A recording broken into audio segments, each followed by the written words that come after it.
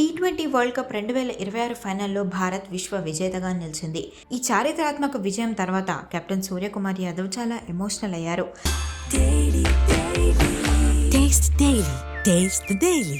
Match తర్వాత మాట్లాడిన సూర్య ఈ గెలుపుతో కెప్టెన్గా తన ప్రయాణం ముగిసిందంటూ అందరినీ ఆశ్చర్యపరిచాడు. 2024 వరల్డ్ కప్ తర్వాత రోహిత్ భాయ్, జైషా నాపై నమ్మకం ఉంచి ఈ బాధ్యతను అప్పగించారు. ఈ 2 ఏళ్లుగా మేం అద్భుతమైన క్రికెట్ ఆడాం.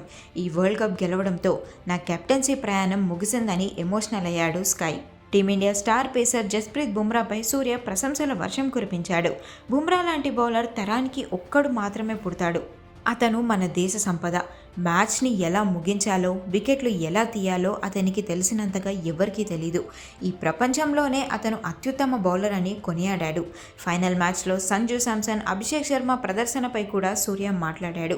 వీళ్ళిద్దరూ టాప్ క్లాస్ ప్లేయర్స్. ఏదో ఒక రోజు ఖచ్చితంగా మ్యాజిక్ చేస్తారని నాకు తెలుసు. అది కరెక్ట్గా ఫైనల్ రోజే జరగడం టీంకు కలిసొచ్చిందంటూ పేర్కొన్నాడు సూర్య. Taste the Daily.